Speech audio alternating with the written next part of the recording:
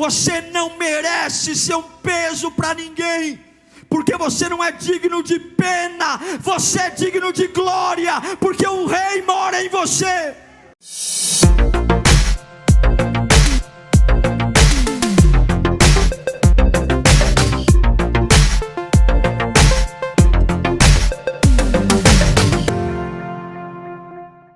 Vamos ouvir a palavra de Deus? Abra sua Bíblia comigo no Evangelho de Lucas, capítulo 2, versículo 36. Evangelho de Lucas, capítulo 2, versículo 36. Uma das grandes preocupações que eu tenho na minha vida é não ser um peso para ninguém. Eu sempre me incomodo muito se não estou sendo inconveniente, se eu não estou sendo um peso, porque o ser humano não foi feito para carregar outro ser humano. Uma coisa é você precisar de uma ajuda e alguém te ajudar, estender a mão, apoiar você. Mas uma outra coisa é você não se incomodar com isso. Não importa a sua situação financeira, emocional, física, nenhum de nós é um erro. Nenhum de nós nasceu para estar abaixo daquilo que Deus idealizou para nós. Não importa a situação, peso, cor da pele, se nasceu de uma família nobre ou se nasceu de uma família extremamente humilde. As condições externas não mudam o que você carrega. Mas vivemos uma época do vitimismo, você sabe disso. Eu não tenho nenhum orgulho em ter uma igreja que dependa de mim. O meu orgulho é vir uma igreja dizendo: pastor, eu encontro Deus sem precisar de ti. Porque eu creio que a maturidade nos faz assumir herança. Criança não assume herança. Criança tem que ter tutor, até que faça 18 anos. E muitas igrejas estão tomadas de crianças. E Deus diz: eu não posso derramar, porque vocês não são adultos. Eu vou ministrar sobre uma das mulheres, na minha opinião, mais fascinantes da Bíblia. Muito pouco pregada, tem a sua xará famosa do Antigo Testamento. Mas essa mulher, ela é uma das mulheres mais fascinantes. Fala-se tão pouco dela da Bíblia, apenas 3 versículos. Mas o que essa mulher representa, pelo menos ao meu coração, é algo fantástico, de uma mulher que não foi um peso para ninguém, mesmo tendo uma vida muito difícil. E que o Espírito Santo fale conosco. Lucas 2, 36, fala assim: estava ali a profetisa Ana, filha de Fanuel, da tribo de Azer. Era muito idosa, havia vivido com o seu marido 7 anos depois de se casar, e então permanecera viúva até a idade de 84 anos. Nunca deixava o templo. Nunca deixava o templo. Adorava a Deus, jejuando e orando, dia e noite.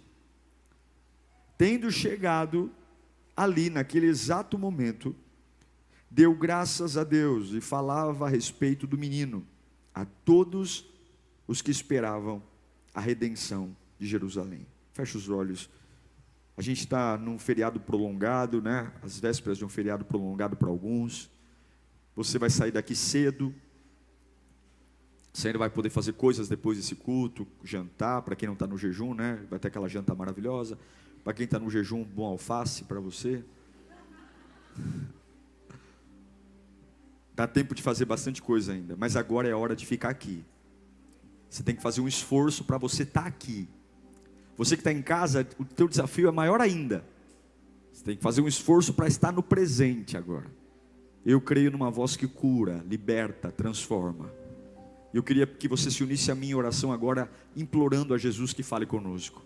Pai bendito, eis aqui a letra, mas nós precisamos do Espírito. A letra sem o Espírito é morta. Paracleto, aquele que está ao lado, aquele que nos sustenta, sopra dos 4 ventos. Levanta pessoas aqui, meu Deus. Acorda almas. Desperta corações. Embriaga o espírito. Traz-nos revelação. Destrói esse mundinho limitado que construímos. essas ideias banais que temos nos apegado, que explica tudo, mas não resolve nada. Acorda-nos, Espírito, traga o dunamis, que pulse o nosso coração. É o nosso desejo, em nome de Jesus. A profetisa Ana exala para mim o bom perfume de Cristo, de uma mulher que dedicou sua vida ao servir a Deus. E quando a gente olha para uma pessoa que tem uma vocação muito especial, logo nós, de forma muito preconceituosa, achamos que essa pessoa teve uma vida fácil, uma vida sem turbulências. Talvez nasceu num berço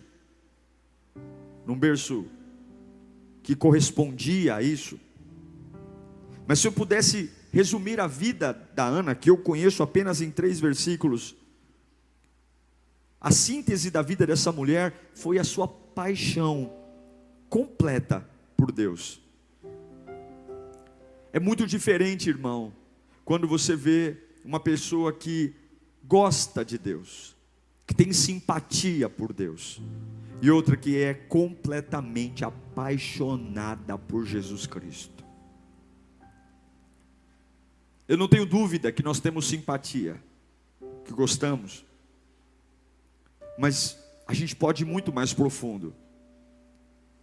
Eu gosto do Salmo 16, e me lembra muito de Ana, a profetisa, Salmo 16, 11, que diz: tu me farás ver, tu me farás conhecer a vereda da vida, a alegria plena da tua presença, eterno prazer à tua direita. Esse salmo é lindo, não é?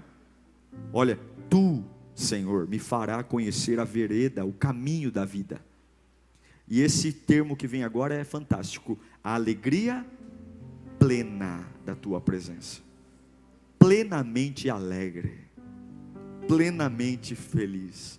Consegue perceber que a maior dobradinha de vida é você e Deus, Deus e você?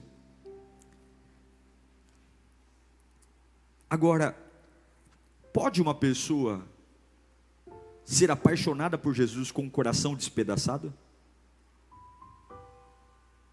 Pode uma pessoa ser apaixonada por Jesus predominando suas perdas? Eu creio que não. Deus não divide sua glória com ninguém.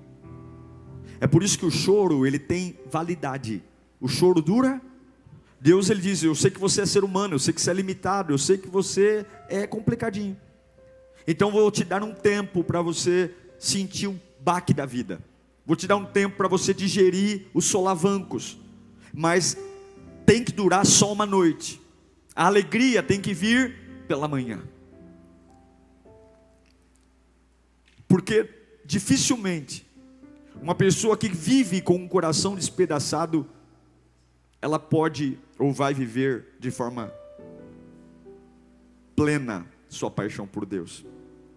Quem era Ana? Ana era de uma tribo chamada tribo perdida, uma das tribos que foi para o sul, quando houve o desmembramento das tribos. Ana era filha filha de Fenuel, da tribo de Azer. Azer era filho de Jacó, era o segundo filho de Jacó com a serva de Lia.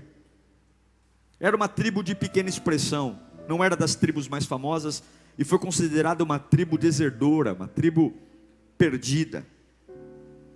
A Bíblia chama Ana de profetisa, mas eu não sei se você percebeu, hoje em dia dificilmente as Bíblias fazem isso, mas havia uma página em branco quando você terminava o Antigo Testamento e começava o Novo Testamento.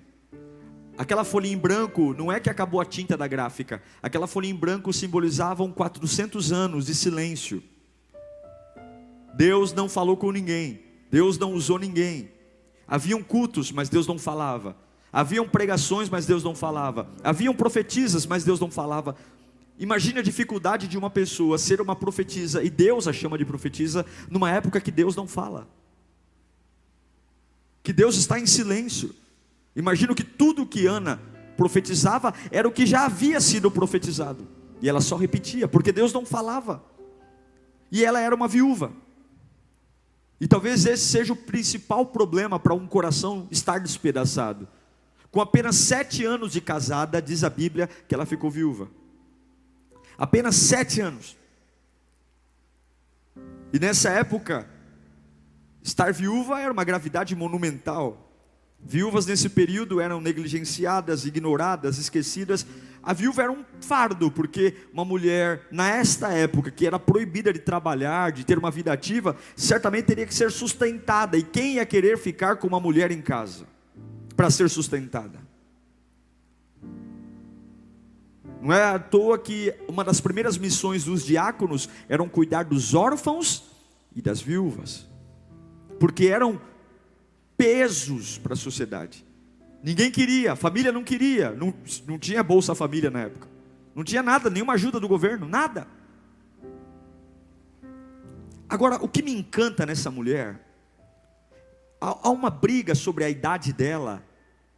No original não diz que ela tinha 84 anos, mas diz que ela já estava viúva há 84 anos. Pela lei judaica, uma criança, uma lei antiga judaica, a partir dos 12 anos era permitida o casamento. Se você somar os 12 anos com 7 anos de casada, que ela ficou viúva, e agora mais 84 anos de viuvez, nós podemos imaginar que Ana tinha em torno de 103 anos. 103 anos de idade. Mas o que me encanta é que mesmo a felicidade do casamento tendo durado apenas 7 anos, mesmo a vida dela tendo passado por solavancos, perdas, numa sociedade que pouco apoia, quando o marido morreu, a vida dela não acabou. Quando a vida deu um tranco nela, o tranco não destruiu o propósito, muito pelo contrário, Ana revelou um ponto de vista diferente. A Bíblia diz que desde a perda do marido, ela usou o templo, a casa de Deus, e de dia e de noite ela se consagrava. Quando eu leio esses 3 versículos, eu não consigo ver uma mulher com um coração despedaçado, eu não consigo ver uma mulher doente, eu não consigo ver uma pessoa que está marcada, mas eu vejo uma pessoa que a primeira característica que eu enxergo nela, ela não se tornou um peso para ninguém. Ela não se tornou. E eu vou dizer uma coisa, talvez você fale, pastor, o senhor está pregando essa mensagem, mas eu estou passando uma dificuldade, e eu estou precisando de ajuda. Está tudo bem. Quem nunca precisou de uma ajuda? Quem nunca precisou de uma casa? Quem nunca precisou de uma ajuda financeira? Quem nunca precisou de um apoio? Faz parte da vida, nós precisamos uns dos outros. Mas eu não posso aceitar isso como algo normal. Eu não posso querer viver a minha vida inteira, seja lá qual for a minha dificuldade, aceitando que isso é uma sina, é um karma, como dizem os espíritas. Não é. Deus não errou quando te fez. Você não é uma porcaria, seja lá qual for o seu problema e o seu contexto.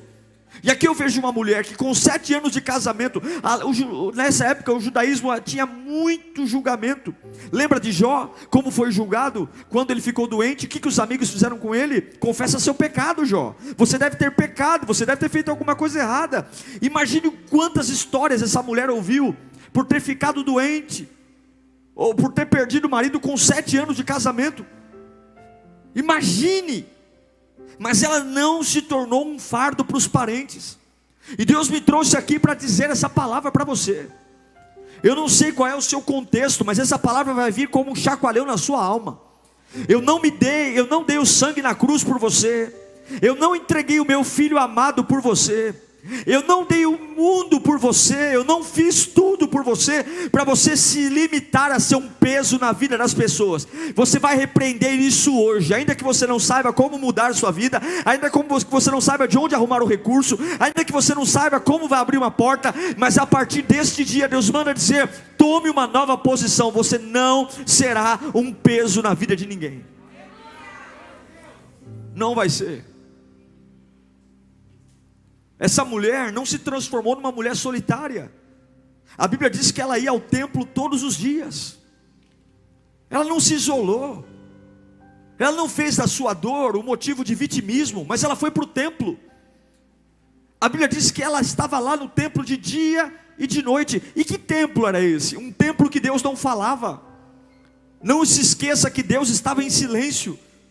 Imagine esse louvor que você sentiu aqui agora, essa atmosfera, porque o Espírito Santo está entre nós. Era um templo vazio, frio, mas ela estava lá. Não é porque despedaçaram o meu coração que eu vou ser um peso para alguém. E não é porque despedaçaram o meu coração que eu vou me isolar. Não se isole. Ei, Deus está falando com você. Pare de se esconder. Ei, Deus está falando com você. Sai desse quarto escuro hoje. Ei, Deus está falando com você. Eu ainda tenho um plano para a sua vida. Deus está falando com você aqui. Pare de alimentar o que tem que morrer e comece a alimentar o que tem que viver. Pare. Além de não ser um peso para ninguém, além de não se isolar, essa mulher, eu acho lindo isso, porque ela não se refugiou no passado. A Bíblia diz que ela era uma e profetiza, fala de futuro ou de passado? Futuro, profecia, anunciando o futuro. E a história triste dela, o autor conta. O que é interessante é que o começo do livro de Lucas é genealogia, é a história de Jesus. O principal personagem desse capítulo é Jesus, mas ele tem que pegar 3 versículos para inserir uma velhinha de 103 anos, que está ali de pé,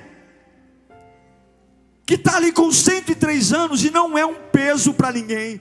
Não é um peso para a família, não é um peso para a igreja, não é um peso para ninguém, que não se isolou, foi útil e principalmente não se refugiou no passado. Sabe por quê? Porque Ana não permitiu que o seu profundo desgosto a afastasse de Deus, muito pelo contrário. O profundo desgosto dela, ela compensou na presença de Deus. E eu pergunto para você, para onde os seus desgostos te empurram? Para onde os seus desgostos te empurram? Para onde os seus traumas te empurram? Uma velhinha de 103 anos, que ficou viúva aos 7, que foi profetisa numa época que Deus não falava. Ela estava com 103 anos na presença de Deus. E eu te pergunto, suas maiores dores e os maiores desgostos te fazem ser um peso para parente? Seus desgostos e seus traumas te tornam uma pessoa solitária? Seus desgostos e teus traumas fazem você se refugiar num passado ou te empurram para Deus? Quais de nós hoje estão enfrentando choques, tragédias, adaptações, e sabem que nada cura essas feridas se não for a presença de Deus? Eu quero te fazer um convite hoje a lidar com a sua vida de um jeito diferente. Eu quero fazer um convite hoje para você. Essa é uma mensagem de um abraço em você.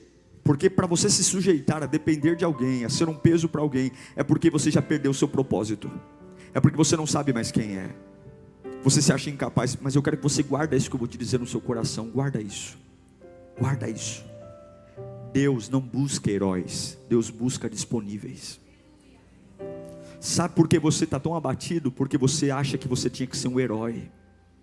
Porque você tem pessoas que você olha e você sabe que eles humanamente são melhores do que você, conquistaram mais que você. Sim, irmãos, há pais que conquistaram mais que você. Sim, há profissionais que ganham mais dinheiro que você. Sim, mas Deus não é movido por isso. Deus é movido por disponibilidade. Deus é movido, no versículo 37 diz que ela não deixava o templo, servindo a Deus de dia e de noite. Quem era Ana? Ana era ninguém. Quem ela era? Ninguém. Ana não fazia parte de uma elite. A tribo de onde ela vem não era as tribos mais famosas, era muito pelo contrário, uma tribo desertora. Ela não era parente de nenhum rabino, de nenhum rei, de nenhum figurão. O pai dela era o Fenuel. Você sabe quem é Fenuel? É ninguém. É ninguém. É um personagem quase que desconhecido da história. O nome dela não aparece em nenhum outro lugar da Bíblia. Em nenhum outro lugar. Ela é uma viúva, pobre e velha, de 103 anos. O nome dela é citada uma vez na Bíblia só, e acabou. Ninguém ouve falar mais dela. Não se sabe mais nada dela, como ela morreu, para onde ela foi depois desse dia, nada. Não tem um memorial. Eu fui para Israel, não há memorial sobre ela. Não há nada, não há nenhuma homenagem, não há nenhuma estátua sobre ela, nada, nada, nada, nada, nada. O nome dela não é citado nas crônicas, nas literaturas. No entanto, o texto bíblico diz que ela era uma profetisa. Porque ainda que ninguém veja valor nela, Deus ainda chama ela para uma vocação. Deus ainda chama ela para um dom. É isso que Deus quer que você entenda. Você não é um herói. Você não precisa ser um herói. Mas se você estiver disponível diante de Deus, sempre vai haver um chamado e uma vocação para a sua vida. Deus não está procurando o seu currículo. Deus não está procurando a beleza da sua eloquência. Deus não quer saber a aprovação das pessoas, porque você não é definido pelo que pensam ou falam a seu respeito. Mas Deus quer que você esteja ali. E o que o coração desgostoso fez com ela? O que a amargura fez com ela? A amargura empurrou para Deus. E a Bíblia diz que ela estava ali de dia e de noite, de dia e de noite, de dia e de noite. Uma anônima, uma pessoa comum, mas de dia e de noite disponível. Disponível. Ela estava ali, disponível para Deus, disponível para buscar, disponível para servir. Ninguém a chamou de profetisa. Quem a chamou de profetisa foi Deus. Se você estiver disponível, se você entender que Deus não procura heróis, Deus procura pessoas disponíveis. Estamos cansados, mas estamos disponíveis. Estou abatido, Senhor, mas eu estou aqui, Senhor, de dia e de noite. Aconteceram tragédias na minha vida que mudaram totalmente o curso dos meus planos, mas eu estou aqui, Senhor, eu estou disponível. Eu não era desse jeito que eu queria estar hoje. Não era assim, não era essa vida que eu imaginei quando eu era criança, quando eu era mais novo. Mas eu estou aqui, Senhor, disponível. Depois do que aconteceu comigo, assim como Ana, muitas pessoas se afastaram, muitas pessoas não ligam mais para mim. Eu me tornei, para muitas pessoas, um problema. Eu me tornei um peso, um fardo. Olha, Senhor, depois daquele fracasso na empresa, realmente, mas eu estou pegando toda essa angústia, todo esse coração despedaçado, e eu estou empurrando a minha vida para Deus, de dia e de noite, de dia e de noite, porque Deus não está procurando heróis. Deus está procurando pessoas que hoje consigam glorificá-lo, ainda com os hematomas. Nosso mundo tem pouco espaço para fracos, irmãos. Nosso mundo tem pouco espaço para os pequenos. O nosso sistema está totalmente ligado no ser bem sucedido, famoso, endinheirado, ganhadores, grandes, heróis. Há pouco espaço para os pequenos. É uma geração que os pequenos são descartados, os comuns são julgados. Ninguém quer os comuns, todos querem os heróis, aqueles que não sangram, aqueles que tomam um tiro e não morrem, aqueles que aguentam tudo. Mas talvez você, assim como eu, não seja um herói. Talvez você seja apenas mais uma pessoa comum, que tem uma vida comum, uma família comum, um problema comum, um emprego comum, uma casa comum, e está tudo bem, porque Deus nunca pediu que você fosse algo diferente disso. Ele só pediu que você estivesse disponível, de dia e de noite, de dia e de noite, de dia e de noite. Com 7 anos de casamento, Deus levou meu marido, e de dia e de noite, oh meu Deus do céu, de dia e de noite. Com isso eu aprendo que Deus não está atrás de heróis, Deus busca a gente disponível. Você está disponível hoje? Não me fala da sua dor, não me fala do seu trauma, não me fala da sua tragédia. Me diga se hoje você está disponível para Ele fazer algo novo. Me fala se hoje você está disponível para ouvi-lo como você nunca ouviu. Me fala se hoje você está disponível para receber algo, porque o processo de Deus é seletivo, diferente dos outros. Talvez diante dos homens você nunca foi o mais popular, o mais querido, o mais ouvido, mas eu amo o que Paulo grita em 1 Coríntios capítulo 1 versículo 27, ele grita: mas Deus escolheu o que para o mundo é loucura, para envergonhar os sábios, escolheu o que para o mundo é fraqueza, para envergonhar o forte.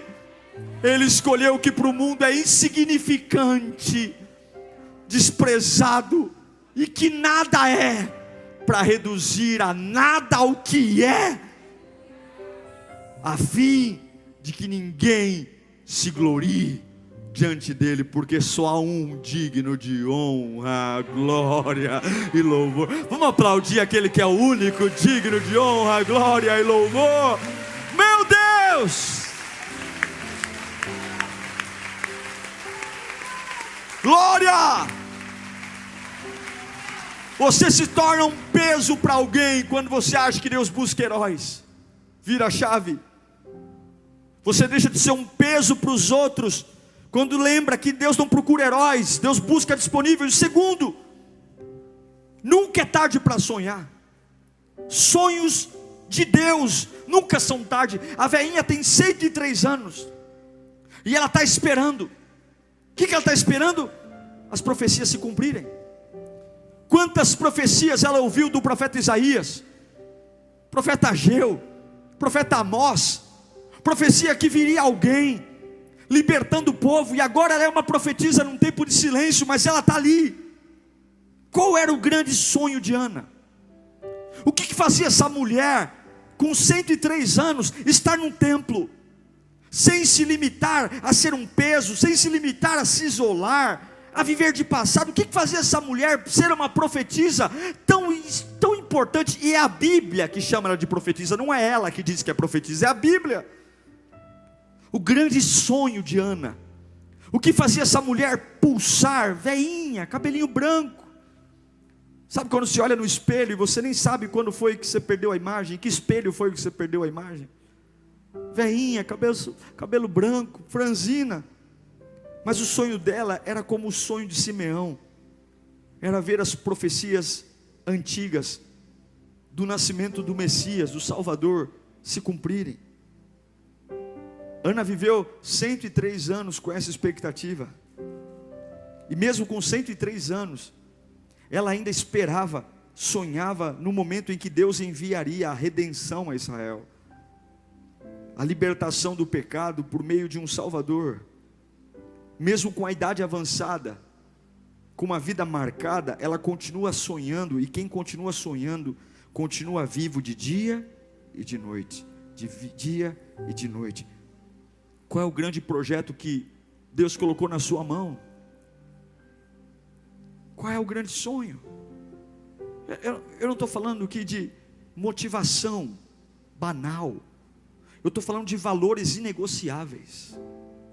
É o sonho que você diz: isso não está na mesa, eu não ponho à venda.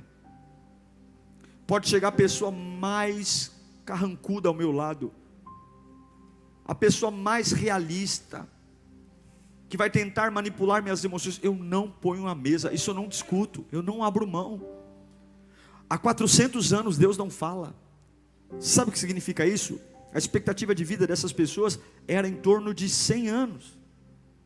Ou seja, já faziam 4 gerações de sacerdotes, de cultos, que as pessoas encontravam a Deus e não sentiam, ouviam palavras e não tinham testificação na alma. Ela nasceu num período de silêncio, mas alguém um dia contou para ela que Deus prometeu que mandaria um Salvador. Isso para ela bastou. Não importa se os meus antepassados não creram mais, eu carrego uma verdade.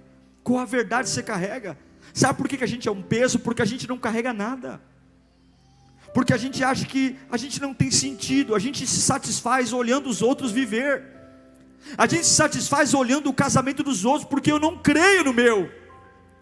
A gente se satisfaz vendo o filho dos outros, porque eu não creio no meu. E é por isso que os programas que mais fazem sucesso é programa de fofoca. É gente que senta num sofá, pega refrigerante para ver a vida do outro, porque não crê que pode viver. Mas uma velhinha de 103 anos, ao invés de pendurar a chuteira, ao invés de se enfiar num pijama, ao invés de ir para um asilo, ao invés de dizer, eu já fiz muito na minha vida, ela está ali, seca fisicamente, mas ela carrega alguma coisa. Quando você carrega algo, você nunca será um peso para alguém, você não se permitirá, porque quando você carrega algo verdadeiro, isso vai arrancar de você atitude, ação, movimento, paixão, vida, fé, em nome de Jesus. Faça um balanço hoje. O que você carrega que você fala, isso aqui é inegociável, em relação à sua família, em relação ao seu futuro, em relação ao seu ministério, ao seu chamado? O que você diz? Eu não abro mão disso. Não sei como pagar, não sei como resolver, não sei qual vai ser o caminho, mas eu não estou nem aí. Deus não disse que vai vir um Salvador, e daí que faz 400 anos que Ele não fala? Se Ele usou Isaías, se Ele usou Jeremias, Ezequiel, Obadias, sei lá, se Ele usou, Ele vai cumprir. O que é? Ela não pensa em aposentadoria, porque ela tem motivos nobres e dignos para continuar. Qual é o motivo nobre e digno que você vai carregar na sua alma? Que quando alguém te fala assim, deixa a sua vida comigo, eu vou cuidar de você, você vai dizer, ninguém vai cuidar de mim. Você vai cuidar da sua vida e eu vou cuidar da minha. Se eu precisar de uma ajuda por uma noite, eu vou te ligar, mas vai ser só por uma noite, porque a alegria, o sol nasce. Pela manhã o sol nasce. Talvez eu precise de uma ajuda só um mês, mas eu não vou viver de caridade, porque eu carrego algo que não dá tempo para estar na tua mão. É grande demais para estar na mão do homem. Você não consegue dar conta da tua vida, você vai querer dar conta dos meus sonhos? Sai para lá. Meu sonho está na mão do meu Deus, é de dia e de noite. Fala comigo, de dia e de noite. Deus não busca heróis, Deus busca gente disponível. Nunca é tarde para você ter um grande sonho. E último, se você praticar isso, entenda que existe uma relação estreita, apertadinha assim, ó, entre constância e promessa. Elas andam quase que juntas. Fala comigo, constância e promessa. É uma relação lado a lado. Você quer ver a promessa se cumprir? Seja constante. Elas andam lado a lado. A Bíblia diz que ela ia na casa de Deus e ela pregava e profetizava de dia e de noite.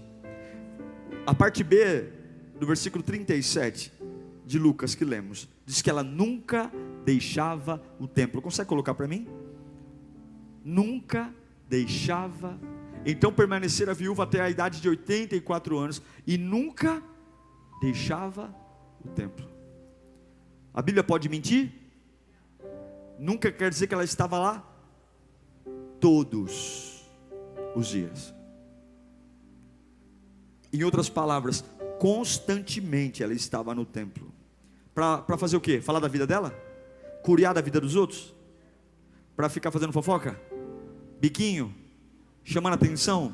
Ela ia para o templo para jejuar e orar dia e noite. Já que eu tenho tempo, já que a vida despedaçou meu coração, o buraco que a vida deixou, eu vou preencher com Deus.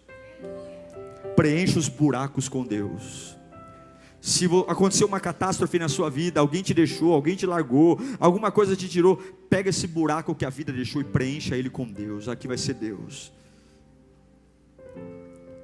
O que eu acho lindo é que durante muitos anos ela perseverou com paciência até os seus 103 anos. E eu creio, irmão, que a constância é a rainha de todas as virtudes. A maior virtude de um homem é a constância. É estar de pé no dia frio e é estar de pé no dia ensolarado. É estar de pé quando o sorriso é largo e é estar de pé quando o sorriso é amarelo. É estar de pé quando você está igual a Rose, lá no Titanic. Eu vou ganhar o mundo! Mas ele está de pé quando você está abraçado no iceberg. Eu vou ganhar o mundo também. A constância é a rainha de todas as virtudes, porque só quem possui constância termina. E aí agora, tem uma velhinha de 103 anos, talvez as corcundas dela estejam maiores, talvez ela estava ali como sempre esteve. A Bíblia diz que todo dia era no templo, mas agora há um burburinho na entrada da porta do templo. Há um burburinho. E ela está ali, velhinha. Ana, por que você não para? Porque eu sei que um dia as profecias vão se cumprir. Eu sei que um dia o que Isaías profetizou vai se cumprir. Oh, meu filho, eu estou aqui porque Deus não busca heróis, Deus busca gente disponível. Oh, meu filho, eu estou aqui porque eu tenho um grande sonho. Eu tenho um grande sonho. Se alguém diz que Deus vai cumprir, Ele vai cumprir. E daí que faz 400 anos. E eu sou constante. Aí daqui a pouco ela olha para trás. E quem vem entrando? Uma jovem chamada Maria, trazendo uma criança no braço. Do lado dela um quarentão, o Zé. E como sempre ela estava, agora entra um casal. Não era um bebê comum. Não tem como ser um bebê comum. O choro desse bebê não era um choro comum. Não tinha como, era o próprio Deus em forma de criança. E eu consigo imaginar, irmãos, que Deus falou para ela: o silêncio acabou. Eu estou cumprindo o que prometeu. Ana, ao invés de olhar para as situações, ela creu na promessa. Porque depois do choro, levanta sua mão para cá, vem a alegria. Eu não sei o que o diabo disse para você que vai vir depois do choro, mas o Deus que eu sirvo manda te dizer: depois do choro vem a alegria. Recebe-as, levanta as mãos. Depois das lágrimas vem o consolo. Depois da lágrima não vem a depressão. Depois da lágrima não vem o suicídio. Na minha Bíblia, depois da lágrima vem o consolo. Você não vai morrer.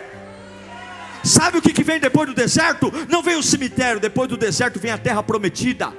Depois do deserto vem Canaã. Depois da humilhação, sabe o que vem? Depois da humilhação não vem a loucura, não. Depois da humilhação, a minha Bíblia diz que os humilhados, eles serão o quê? O quê? Serão exaltados. A minha Bíblia diz que depois da cruz, o que vem? Depois da cruz vem a ressurreição.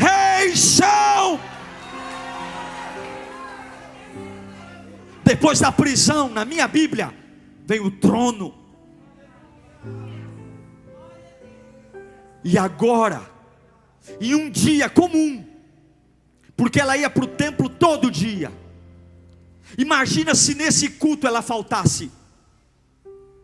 Imagina uma mulher com 103 anos, esperando um dia que a profecia se cumprisse, mas nesse dia, ela se desse o direito de falar: eu vou descansar, eu vou tirar um tempo para mim, eu mereço férias.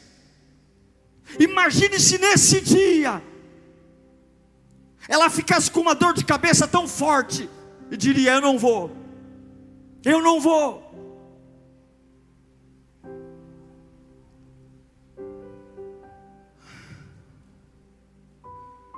E chegando naquela hora, dava graças a Deus e falava a respeito do menino. Em que hora? Quando ela viu Jesus nos braços de Maria e José sendo entregue ao sacerdote Simeão para ser apresentado aos céus. A Bíblia diz que quando ela viu Jesus sendo apresentado, ela não disse: agora eu posso morrer em paz. A Bíblia diz que ela continuou falando e dando testemunho do que ela viu e ouviu. com 103 anos, ela viu o Consolador de Israel, em carne e osso, entrar pelo templo que estava apagado. Existem muitos líderes em Israel. O que é interessante é que o nascimento de Jesus, irmãos, aqui eu encerro, ele não foi celebrado pelos grandes. Todas as pessoas que fizeram parte do nascimento de Jesus, que creram que ele era o menino Jesus, o Messias, eram pessoas muito simples, eram pessoas pobres, esquecidos.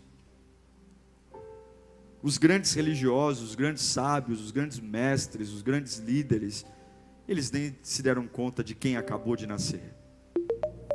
E é por isso que Deus não busca heróis, Deus busca gente disponível. Ana foi separada por Deus, porque ela era apaixonada por Deus. Eu encerro essa mensagem dizendo que se você até hoje tem vivido de ajuda de pessoas, e está tudo bem, apoio, e você tem feito de algumas pessoas realmente alicerce na sua vida, mas o problema está em você. Para com isso. Não seja um peso para ninguém. Deus não deu a vida de alguém para ser responsabilidade de um outro homem. Ajude, ore, interceda, mas não se limite, não se isole, não viva do passado, mas lembre essas 3 coisas. Deus não busca heróis, Deus busca gente disponível. Amassado, sangrando, sozinho, debilitado, em relação a Deus, esteja disponível. Esteja disponível para orar, para buscar. Sonhe. Sonhe. Mesmo que haja um silêncio, sonhe. Sonhe com essa libertação, sonhe com essa vida maravilhosa. Sonhe. E coloque num lugar tão precioso no seu coração, que ninguém pode tirar. E por fim, a constância é a rainha de todas as virtudes. Dia e noite, dia e noite. Quando eu tenho vontade, quando eu não tenho vontade. Quando eu me sinto feliz, quando eu me sinto triste. Quando eu tenho apoio, quando eu não tenho apoio. Porque a promessa e a constância andam lado a lado. E vai ter um dia como qualquer outro dia, um dia comum, que você vai dizer: hoje é mais um culto que eu vou para a igreja, hoje é mais um dia que eu vou adorar a Deus. E aí você vai ver um burburinho perto de você, e de repente vem um casal trazendo nos braços aquilo que você mais esperava a vida inteira. Meu Deus, você vai ver aquilo que você ouviu de Isaías. Você consegue entender o privilégio de Ana? Que privilégio! A gente vai em Israel hoje, não tem ninguém lá, mas a gente chora de falar assim: foi aqui que Jesus nasceu. Eu chorei quando fui para Belém, quando eu entrei no cenáculo e fiquei imaginando a última ceia ali. Agora você imagina aquela velhinha de 103 anos vendo o bebê Jesus. Que privilégio! Deus vai te dar privilégios, irmãos. Deus vai te dar experiências que serão só suas. Deus vai te dar experiências que você vai dizer: eu não sou um erro, não me valorizam, não me veem, mas eu não estou nem aí, Ele me vê. Deus vai cuidar de você. Eu queria que você fechasse os olhos agora, e você olhasse para tudo que te alimenta, que não for do Senhor. E Deus vai te dar força para você começar a se desconectar disso agora. Você não vai viver sendo um peso para ninguém. O sangue de Jesus não foi derramado para isso. Que bom que podem te ajudar, mas não conte com isso. Você não é menor que ninguém. Você não é menor que ninguém. E eu sei que tem Anas aqui hoje, Anas que passaram por solavancos na vida. Solavancos. Pega a sua angústia e deixa ela te empurrar para Deus. Pega a sua dor e deixa ela te empurrar para Deus. Para de se enganar, para de ver uma vida artificial, para de ver uma vida de cartão de crédito, uma vida supérflua, só de maquiagem. Seja real, seja autêntico. Prove a plena vida, a vida de Deus. Aleluia. A vida que embriaga a alma, a vida que traz completude. E daí que não te aplaudem, e daí que não te valorizam, e daí? Qual dos miseráveis dos homens pode alguma coisa por você? Somos todos miseráveis, todos pecaram, e todos estão fora da glória de Deus. Só há um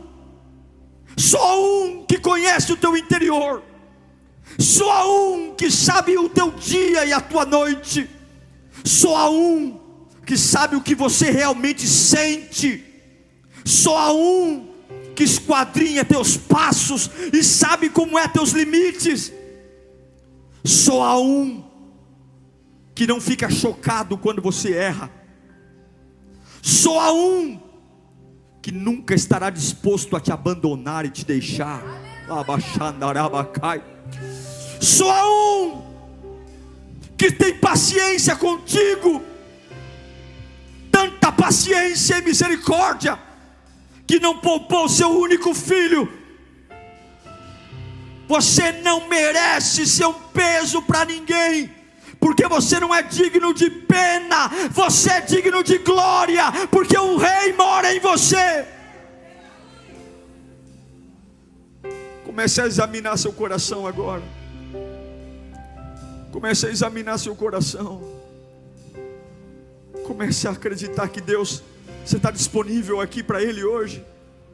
Você está disponível para um avivamento. Você está disponível. Você está disponível. Eu não quero saber a tua desgraça, eu quero saber se você está disponível. Eu não quero saber o quanto você está abatido, eu quero saber se você está disponível para uma obra começar aqui agora. Eu não quero saber se você está sofrendo, eu quero saber se você está disponível. E o sonho, hein? E o sonho, hein? Qual é o sonho, hein? Que você vai acordar mais cedo para pensar nele. Qual é o sonho, hein? Qual é o sonho, hein? Oh meu Deus, qual é o sonho? Que logo logo você vai ver entrando pelas portas. Oh meu pai, lá baixerecai. Qual é o sonho, hein? Que vai fazer você sentar no sofá, desligar a televisão e só ficar pensando: o dia que esse menino vai nascer, o dia que esse menino vai nascer, o dia que esse menino Salvador vai chegar. Eu vou pensar nisso.